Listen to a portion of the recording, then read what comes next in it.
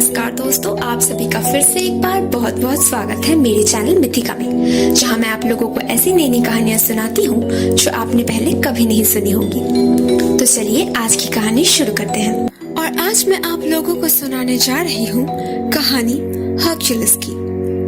Greek पौराणिक कथाओं में सबसे प्रसिद्ध नामों में से एक है हर्क्युलस। हर्क्युलस के पिता थे देवताओं के राजा ज़्यूस और उनकी माँ थी पृथ्वी की राजकुमारी अल्कमेने, जिस वजह से वो आधे देवता और आधे इंसान थे। जब ज़्यूस के साथ मिलकर अल्कमेने ने हर्क्युलस का जन्म दिया, उसके पहले से ही ज़्यूस की शादी हेरा से हो चुकी थी।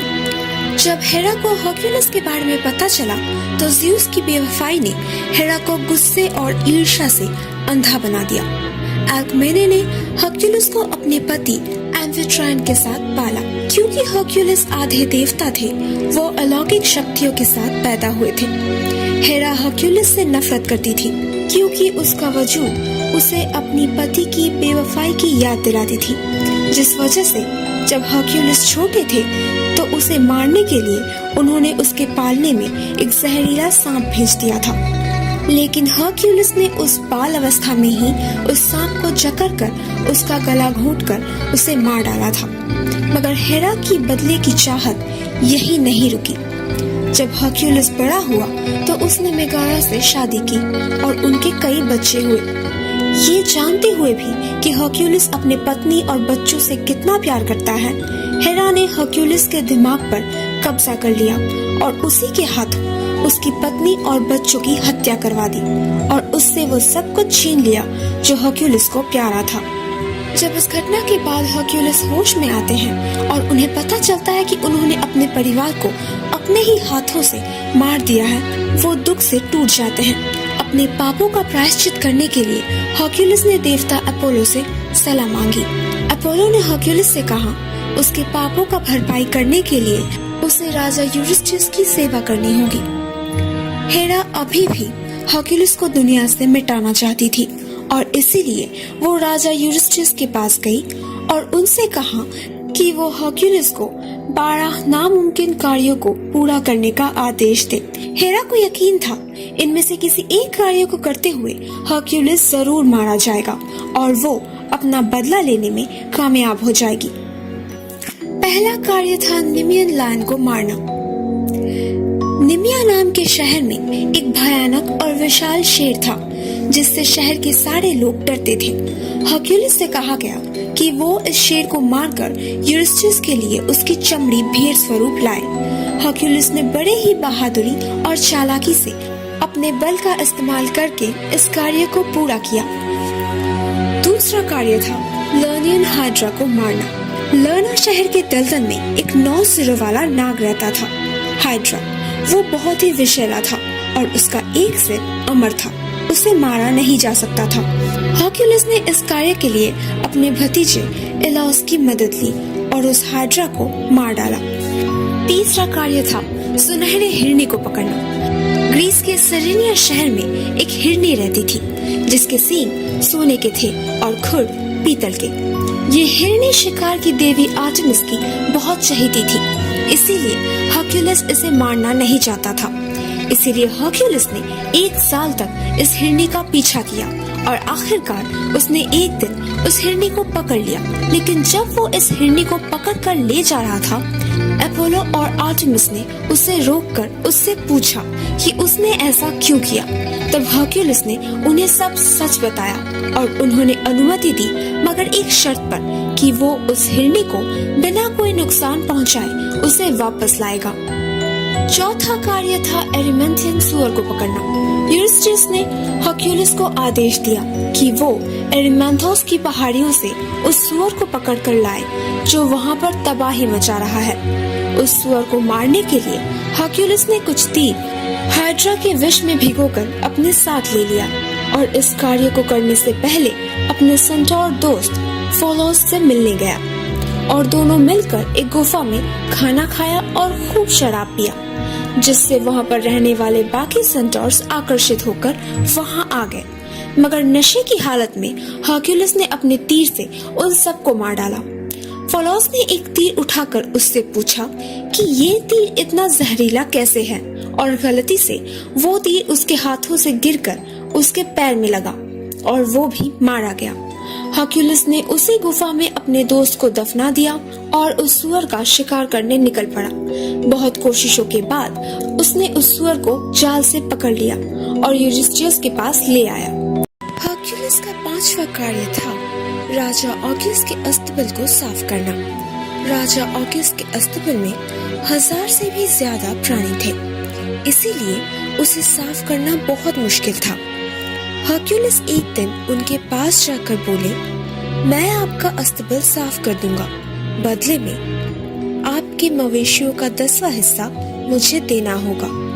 इस शर्त को राजा ऑगियस ने झट से मान लिया, क्योंकि उन्हें लगा हर्क्यूलिस ये काम नहीं कर पाएंगे। अपनी बुद्धि और चतुराई से हर्क्यूलिस ने पहले अस्तबल के दोनों तरफ 2 छेद कर दिए और फिर वहाँ के कचरे को साफ करने के लिए 2 मुख्य नदियाँ एल्फियस और पेनियस के धारा को अस्तबल की तरफ मोड़ दिया। जब राजा ऑगियस ने सुना कि ये कार्य हर्क्यूलिस को राजा यूरिस्थियस द्वारा दिया गया था, तो हर्क्यूलिस को अपने मवेशियों को देने से उन्होंने साफ मना कर दिया। तब हर्क्यूलिस मदद मांगने एक जज के पास गए, जिन्होंने सब कुछ सुनकर राजा ऑगियस से कहा, कार्य को पूरा करने का पुरस्कार हर्क्यूलिस को जरूर मिलना चाहिए। पर जब अपना पुरस्कार लेकर हर्क्यूलिस राजा यूरिस्थियस के पास लौट आए, तो उन्होंने हर्क्यूलिस से कहा कि क्योंकि हर्क्यूलिस ने अपने श्रम से नहीं बल्कि नदियों का इस्तेमाल करके अस्तबल को साफ किया और इस कार्य के लिए पुरस्कार भी लिया, इसीलिए इस कार्य को वो गिनती में नहीं रखेंगे। हर्क्यूलिस का 6वां कार्य था स्टिम्फेलियन पंछियों को हराना। स्टिम्फेलोस शहर में पंछियों का एक विशाल झुंड इकट्ठा हुआ था, इसीलिए यूरिस्थियस ने हर्क्यूलिस को उन्हें भगाने का आदेश दिया, मगर ये पंछी आदमखोर थे, इसीलिए हर्क्यूलिस को एक ऐसा उपाय निकालना था जिससे कि शहर से ये पंछी भी भाग जाए और किसी इंसान की मौत भी ना हो।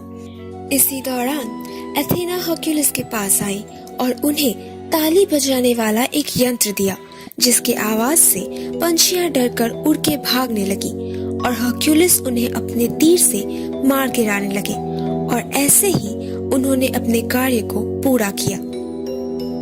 हर्क्यूलिस का 7वां कार्य था क्रेटन बैल को पकड़ना। हर्क्यूलिस जब क्रीट के शहर में पहुंचे, तो राजा मिनोस ने उन्हें इस बैल को ले जाने की अनुमति दी, क्योंकि ये बैल पूरे शहर में तबाही मचाकर वहाँ के नागरिकों को डरा रही थी। हर्क्यूलिस ने इस बैल के साथ कुश्ती लड़ी और उसे जमीन पर पटक कर शांत किया, जिसके बाद वो उसे राजा यूरिस्थियस के पास ले गए। हर्क्यूलिस का 8वां कार्य था डायोमेडिस के घोड़ियों को वापस ले आना। थ्रेश के राजा डायोमेडिस ने अपने गांव के घोड़ियों को नरभक्षी बनाया था।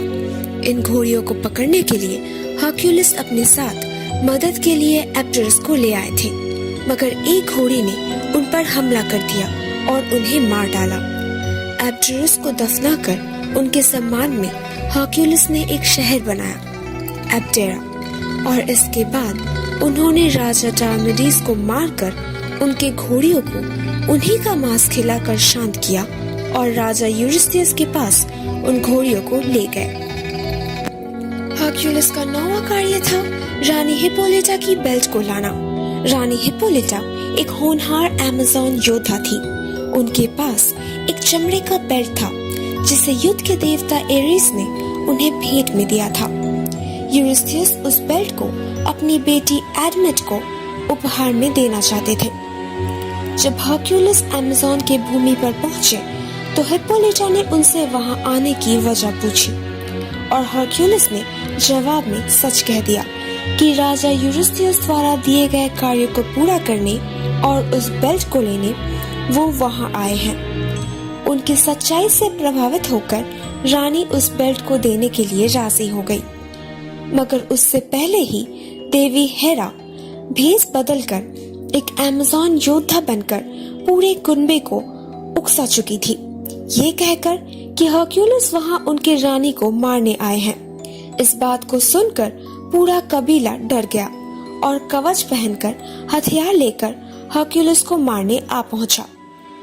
हर्क्यूलिस ने ये देखकर सोचा रानी हिप्पोलिटा ने उनके साथ छल किया है और उन्हें धोखे से मारना चाहती है, और वो रानी हिप्पोलिटा को मारकर उनके बेल्ट के साथ राजा यूरिस्थियस के पास लौट आए।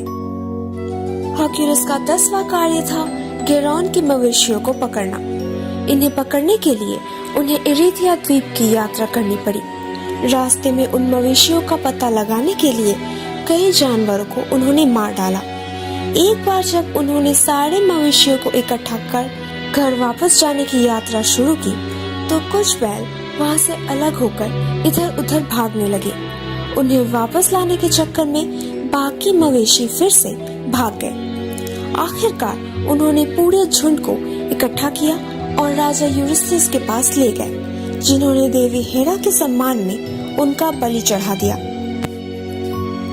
हर्क्यूलिस का 11वां कार्य था हेस्पेरिडस के सुनहरे सेब लाना। दरअसल राजा यूरिस्थियस ने हर्क्यूलिस को 10 कार्य दिए थे, मगर उनमें से 2 को उन्होंने अयोग्य घोषित कर दिया था और उनके बदले उन्हें और 2 कार्य सौंप दिया था। इस कार्य में हर्क्यूलिस को हेस्पेरिडस के बगीचे से सुनहरे सेब चुराने थे। हर्क्यूलिस ने सेब की तलाश में पूरी दुनिया की यात्रा की और प्रोमेथियस की सलाह पर एटलस से उन सेबों को चुराने के लिए कहा।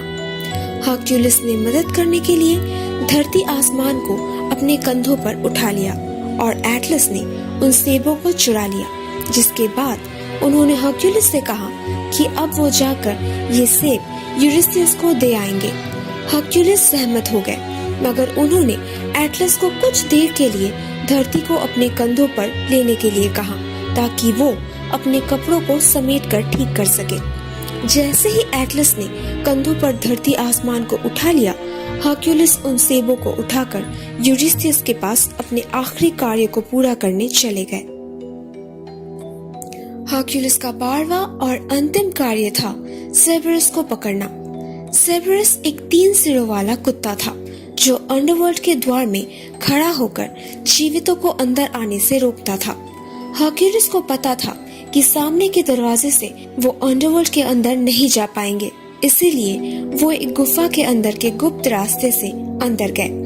पाताल लोक में पहुंचने तक पूरे अंडरवर्ल्ड के बहुत से राक्षस और जानवरों से लड़ाई की और आखिरकार जब वो हेडिस के सामने आए, उन्होंने सेबरस को जीवित भूमि पर ले जाने की अनुमति मांगी।